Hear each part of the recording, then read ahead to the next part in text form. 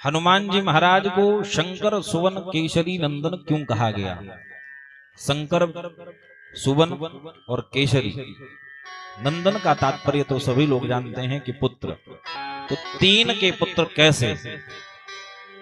शंकर के भी पुत्र हैं, सुवन के भी पुत्र हैं और केशरी के भी पुत्र हैं। तो कैसे? जैसा कि लगभग सभी को विदित है कि भगवान हनुमान जी की कुछ प्रचलित कथाएं हैं और कुछ शास्त्रों में गौण कथाएं हैं। कुछ कथाओं के विषय में हम सभी जानते हैं और कुछ कथाओं के विषय में हम सभी नहीं जानते। हनुमान जी के प्राकट्य की पूर्ण जो कथा है वो कई अन्य शास्त्रों पर अनेक प्रकार से मिलती है। हनुमान जी की माता का जो पूर्व जन्म का था, उनके पूर्व जन्म की गाथा आती है वाल्मीकि रामायण के किष्किंधा कांड के चतुर्थ सर्ग में 66वें श्लोक पर कहा गया है, पुंजिकस्थलेति प्राख्यातां देवयो निरप्सरा मानुषं विग्रहं कृत्वा रूपयौवनशालिनी।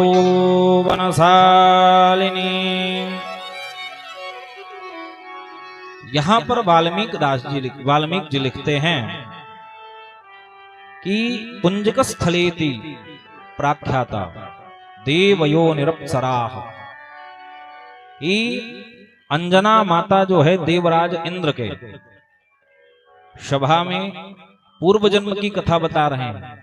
माता अंजना के पूर्व जन्म में वो एक अप्सरा थी, उनका नाम पुंजिकस्थला नाम था और वो इंद्र के दरबार में सभा में नृत्य किया करती थी। उनके वानर रूप धारण करने का एक विषय यहां पर आता है कि उन्हें ऋषि अंगिरा का श्राप मिलता है। एक बार भ्रमण करती हुई नृत्य के और गायन के साथ में बढ़िया भ्रमण करती हुई जा रही थी पुंजिकस्थला जी, और उन्होंने एक जगह पर ऋषि अगस्त जी को, अंगिरा जी को देखा और उनको देख करके, क्योंकि ऋषि अंगिरा जी तप कर रहे थे और जो तप करता है उसके स्वरूप में ना तो कोई चमक होती है और ना ही कोई शरीर में बल होता है। बल इसलिए भी नहीं था क्योंकि वो तप किया करते थे और उनके तप करने का, जो हमारे यहाँ संत ऋषि जन तप करते हैं तो वो भूख प्यास सब कुछ छोड़ करके तप करते हैं। उनका स्वरूप जो हो गया तो छिन्न भिन्न हो गया, बांदर के स्वरूप हो गया, बांदर सदृश ऋषि अंगिरा का तप करते हुए स्वरूप हो जाता है। और ऋषि अंगिरा के स्वरूप को देख करके, तप करते हुए देख करके पुंजिकस्थला नाम की जो अप्सरा थी वो भ्रमण करती हुई जा रही थी और वो इतना मंत्र मुग्ध होकर के उन्हें परेशान करने के लिए आतुर हुई कि जाकर के परेशान करने लगी। और परेशान भी कैसे करने लगी कि जैसे एक बंदर होता है, बंदर भी कभी, बंदर में बहुत चंचलता होती है। बंदर इस प्रकार से चंचल होता है कि कभी कुछ लेकर के भागेगा, कभी कुछ लेकर के भागेगा। आप लोग अयोध्या, बनारस, वृंदावन इत्यादि गए होंगे तो यहाँ आपको बहुत उद्दंड बंदर मिलेंगे। आपके हाथ में या जेब में कुछ भी रहेगा वो आपके हाथ से, जेब से छीन लेंगे।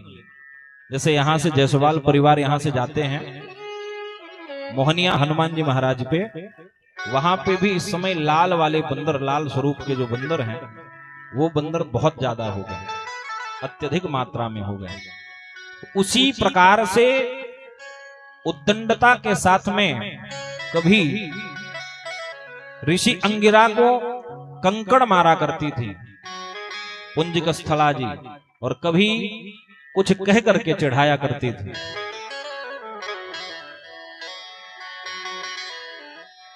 और इसी प्रकार से बानर की तरह तंग करते करते चंचल स्वभाव वाली होकर के परेशान कर रही थी, और ऋषि अंगिरा की समाधि भंग कर दी उन्होंने। तो कोई भी ऋषि यदि उसे भोजन ना मिले, जल ना मिले, तो वो उतना क्रोधी नहीं होगा। यदि किसी ऋषि का, किसी संत का यदि तप खंडित कर दिया जाए तो वो बहुत रुष्ट हो जाते हैं। और क्रोधी होने के कारण से ऋषि अंगिरा इतने क्रोधित हुए जब उनका तप टूटा कि पुंजिक स्थला जी को उन्होंने श्राप दे दिया। ऋषि कहते हैं कि हे चंचला, जिस प्रकार से यहां पर उन्होंने संबोधन किसी दूसरे उसमें नहीं कहा, कहते हैं कि पुंजिक स्थलेति प्राख्याता,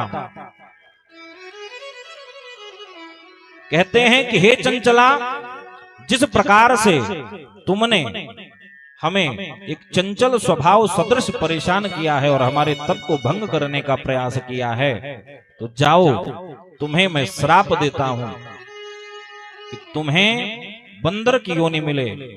जिस प्रकार से चंचलता बंदरों में होती है, तुमने उसी प्रकार से कार्य किया है कि तुम सिर्फ बंदर की योनि में ही जा सकती हो, क्योंकि चंचल स्वभाव सिर्फ बंदरों का होता है।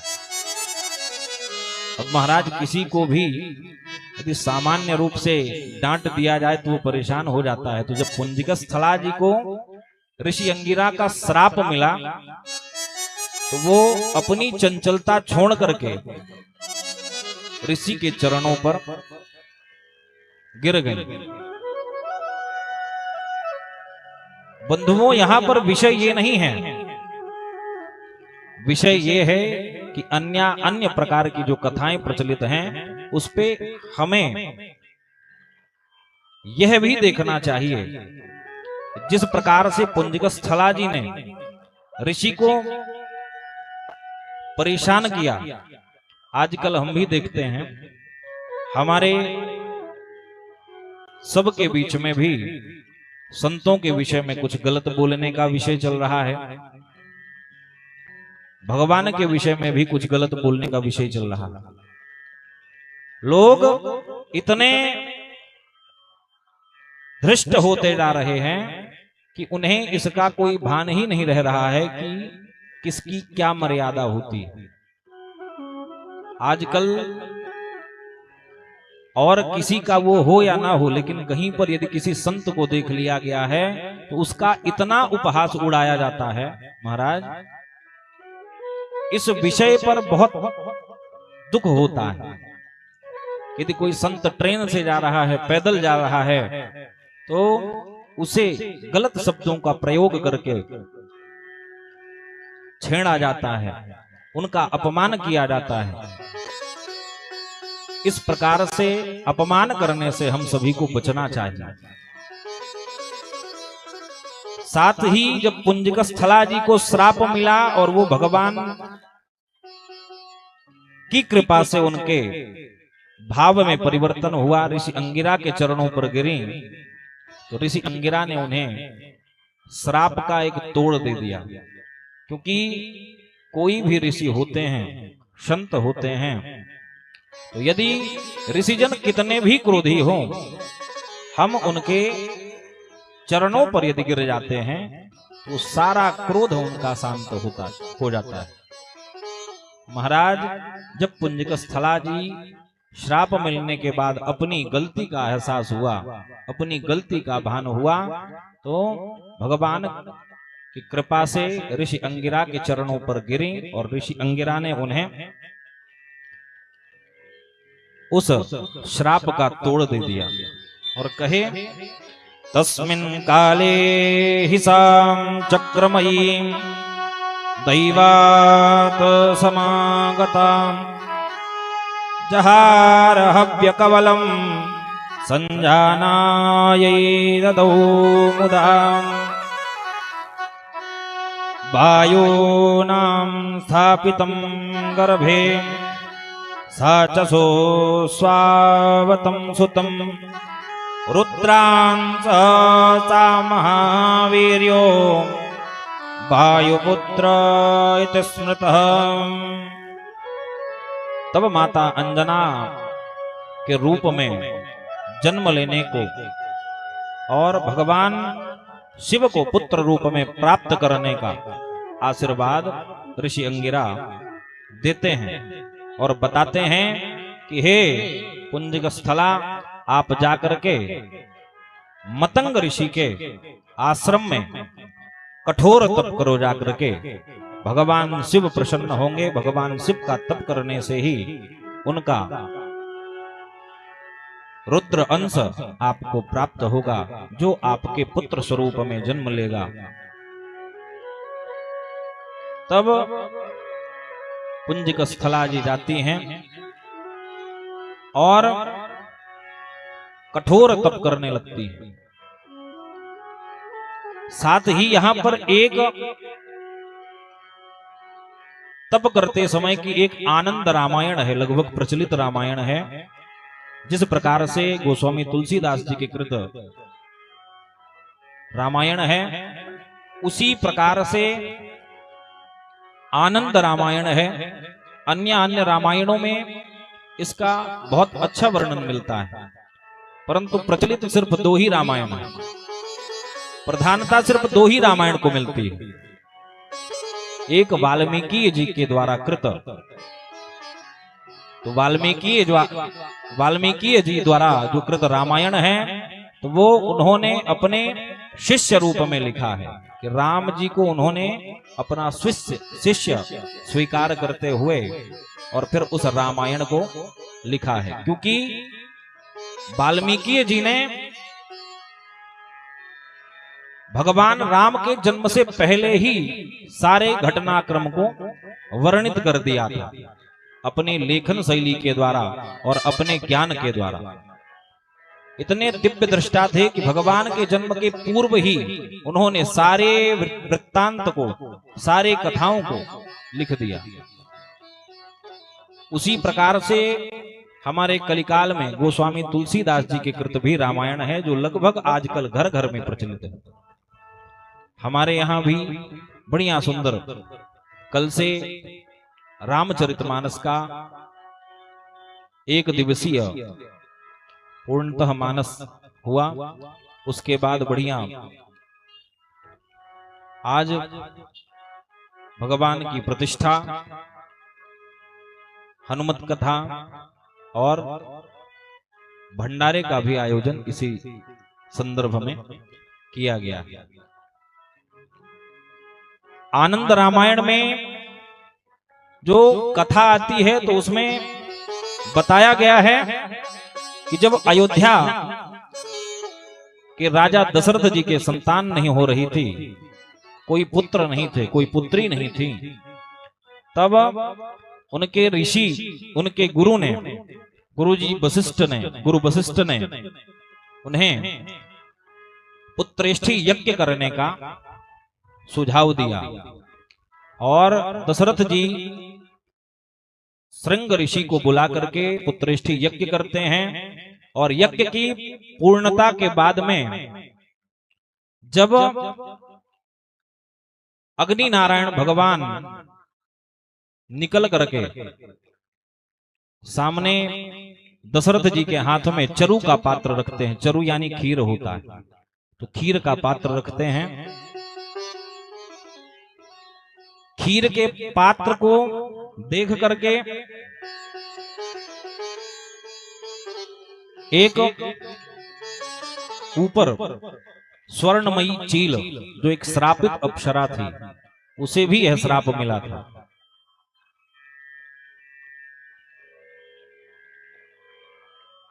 कि भगवान हनुमान जी के जन्म में, राम जी के जन्म में आपका योगदान होगा।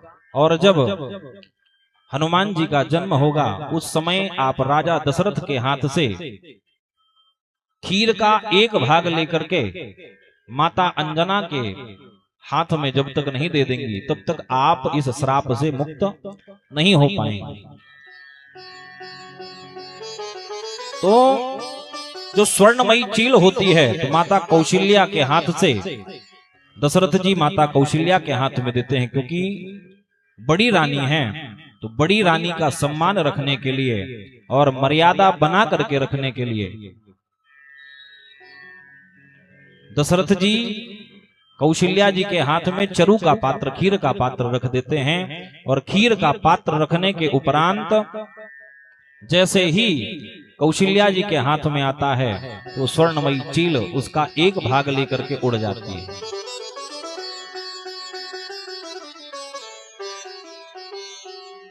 आकाश मार्ग से उड़ते हुए वह जा रही थी तो मतंग ऋषि के आश्रम से निकल रही थी। इस विषय का भान पवन देव को हुआ तो पवन देव इतने जोर से झोंका वो करते हैं कि झपट करके उस स्वर्णमयी चील के चोंच से खीर का जो भाग था वो एक अंश माता अंजना के गोद में गिरा देते हैं और माता अंजना उसे प्रसाद रूप में ग्रहण कर लेती है। कथा यहां पर यह भी आती है, ये आनंद रामायण की और शिव महापुराण की कथा है। शिव महापुराण में रुद्र संहिता में इसके विषय पर बहुत अच्छा व्याख्यान मिलता है। इसके बारे में बहुत अच्छी और वर्णित कथा आती है। और जब माता अंजना उसे ग्रहण करती हैं तो भगवान रुद्र का जन्म होता है, भगवान हनुमान जी महाराज का जन्म होता है। भगवान हनुमान जी का जन्म श्री राम जी के कार्य सिद्धि के लिए होता है। अपना तेज वायु देव को अर्पित करके भगवान हनुमान जी के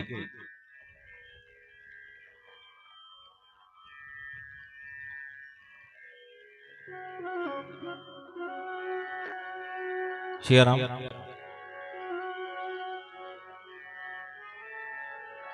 मानसिक रूप से थोड़ा सा मन इधर उधर गाड़ियों के कारण से भटक जाता है, तो थोड़ा सा व्यक्ति क्या होता है विषयांतर हो जाता है।